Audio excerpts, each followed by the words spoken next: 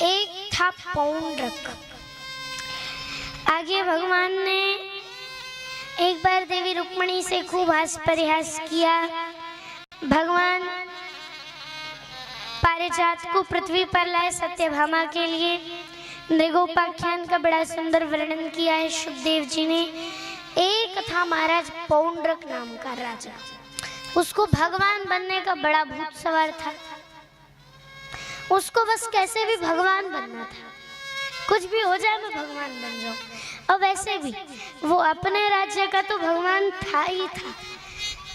नाम था उसका पौंड्रक महाराज। दो लक्षण जो हमने मूर्खता के जाने थे, एक दूसरे की बात ना सुनना और दूसरा खुद का दिमाग नहीं लगाना। यही दोनों जो बातें थी वो कूट कूट के उसके अंदर भरी हुई थी।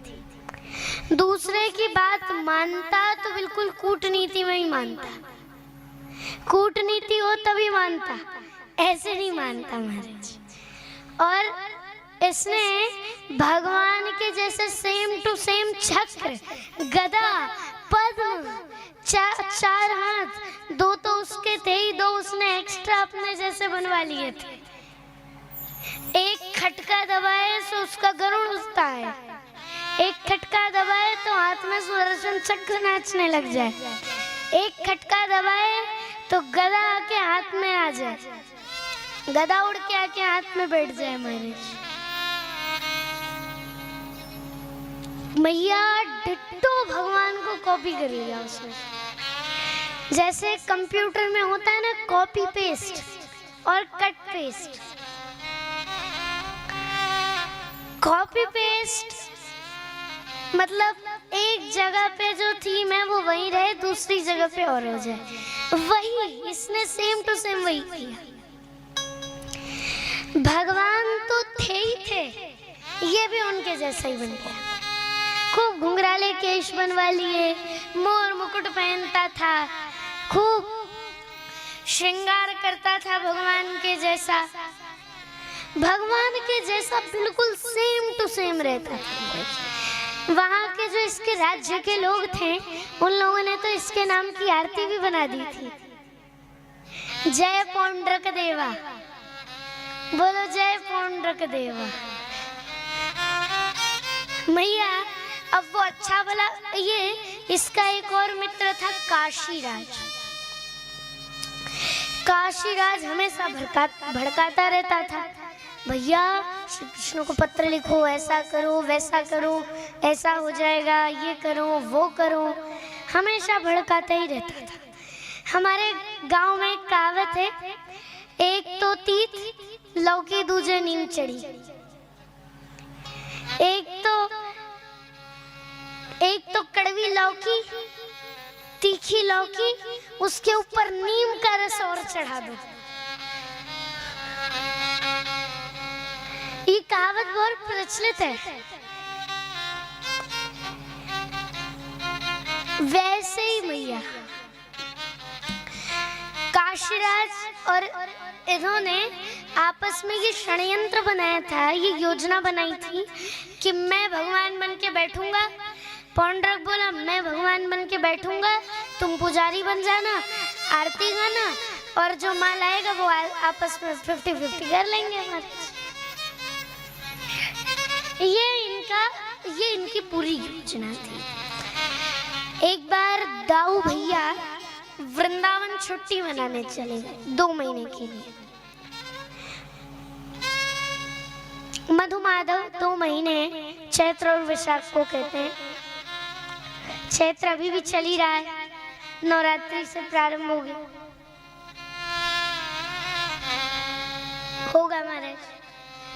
चैत्र और बैसाख ये दोनों जो महीने हैं इन्हें मधुमाधव कहते हैं। संस्कृत में इन्हें मधुमाधव का नाम दिया गया है। इन्हीं 2 महीनों में खूब सुंदर वृंदावन छुट्टी मनाने चले गए बलराम जी मधुमाधव चैत्र वैशाख के महीने में चले गए छुट्टी मनाने वृंदावन चले गए। तो इधर पौंड्रक को भड़का दिया किसने? पौंड्रक को भड़का दिया यहाँ काशीराज ने।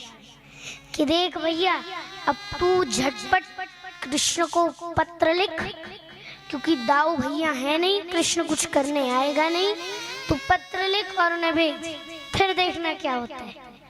ठीक है महाराज। अब हमने उस दिन सुना भी था कि महाराज मूर्ख और शंख दूसरों के फूंकने से ही बजते हैं। जब तक शंख में कोई फूंकेगा नहीं तब तक शंख से आवाज नहीं निकलने वाली। और वैसे ही मूर्ख के दिमाग में कोई कुछ ना कुछ भरेगा नहीं तब तक मूर्ख कुछ करने वाला नहीं। यही बात है भैया। वह बोली, उसने एक पत्र लिखा, बड़ा ही कूट प्रश्न पत्र लिखा महाराज। वासुदेवोऽवतीर्णोऽहम्, ये प्रश्न लिख रहा है वो देखिए। वासुदेवोऽवतीर्णोऽह मे कैव न चापरः भूतानामनुकम्पार्थं त्वं तु मिथ्याभिधात्यज। वसुदेवोऽवतीर्णोऽहम्, ओ महाराज मैं वासुदेव, मैं ही असली वासुदेव हूँ महाराज, वसुदेव का पुत्र हूँ। तुम तो मैं ही इन संसारियों पर करुणा करने के लिए प्रकट हुआ हूँ। भूतानाम अनुकंपार्थम, मैं इन सभी पर अनुकंपा करने के लिए प्रकट हुआ हूँ, दया करने के लिए प्रकट हुआ हूँ। तुम तो मिथ्या विधात्यज, अरे तुम तो मिथ्या हो, अपना ये स्वरूप त्यागो और मेरी सत्ता को स्वीकार करो। ये किसने लिखा? पौंड्रक। और ये पत्र भगवान के पास भिजवा दिया। उद्धव जी को पत्र मिला, उद्धव जी ने लेकर के पढ़ा, महाराज क्या लिखा है। पढ़कर इतनी हंसी आई उन्हें, हंसी रोक ही नहीं पा रहे, पेट पकड़ के हंस रहे महाराज, खूब हंसी आई।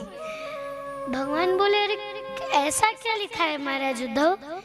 अरे भैया उद्धव, ऐसा क्या लिखा है इस पत्र में जो आपको पेट पकड़ के हंसना पड़ रहा है? इतनी हंसी क्यों आ रही है आपको?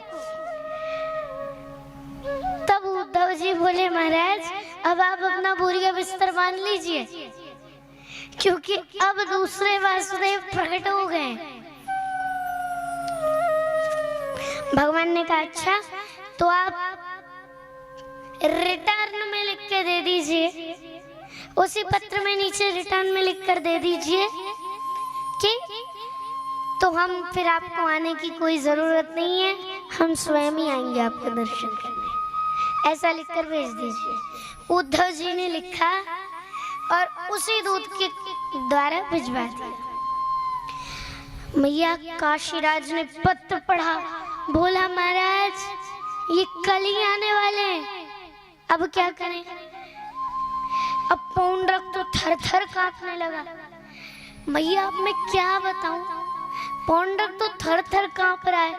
अरे काशीराज मित्र, मैंने सोचा था तुम मुझे पूरे विश्व का, पूरे वर्ल्ड का राजा बना दोगे, भगवान बना दोगे, लेकिन तुमने तो और फंसा दिया। अब वो कल ही अपनी सेना लेके मिलने आ रहे हैं। उनकी नारायणी सेना से हमारी छोटी सी सेना कैसे लड़ेगी? विचार करो। काशीराज बोला, देखो भगवान बनने के लिए थोड़े कष्ट तो झेलने ही पड़ते हैं। चलो ठीक है, देखते हैं कल क्या होता है। ये योजना इन्होंने रात में फिर बनाई महाराज कि सुनो, काशीराज बोला जब वो आएंगे मैं द्वार पर ही रहूंगा, जैसे वो आएंगे मैं तुम्हें इशारा कर दूंगा, खटका दबा के गरुड़ बुला लेना, चक्र घुमा लेना, अपनी गदा बुला लेना, सब कुछ कर लेना। जब वह थोड़ी ही दूर पे होंगे तब मैं तुम्हें इशारा कर दूंगा और अपनी सेना सज्ज कर लेना, ठीक है?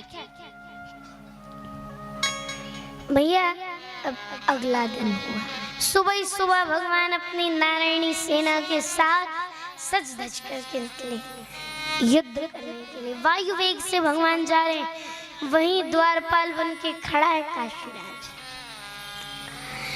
काशीराज खड़ा है, खड़े खड़े अब इधर सेना सज्जे कर रहा है पुंडरक। सेना सज्जे हो गई, खटका दबाया, गरुण उड़ता आया, उसके ऊपर चढ़ के बैठ गया। खटका दबाया, हाथ में सुदर्शन चक्र नाचने लगा। खटका दबाया, हाथ में गदा आ गई, एक हाथ में पुष्प आ गया, शंख, एक हाथ में भगवान का पांचजन्य शंख आ गया। शंख चक्र गदा पद्म, ये चारों चीजें जो भगवान की हैं, ये चारों चीजें उसने बनवा ली थी। और एक गरुड़, ये भी बनवा ली थी। मैया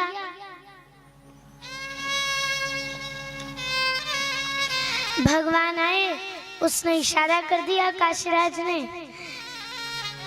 तुरंत भगवान आए अपने उद्धव जी को लेकर।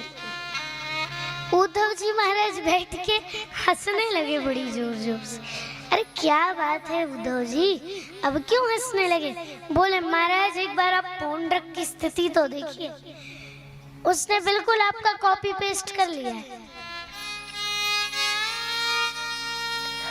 देखो आपका शंख, आपका पांचजन्य शंख, हाँ देखिए आपकी गदा, चक्र देखिए, मुकुट देखिए, वस्त्र देखिए, आपके जैसा बिल्कुल किरणों के जैसा चमकता हुआ पीतांबर। अरे महाराज इसने तो आपको ही कॉपी कर लिया। मैया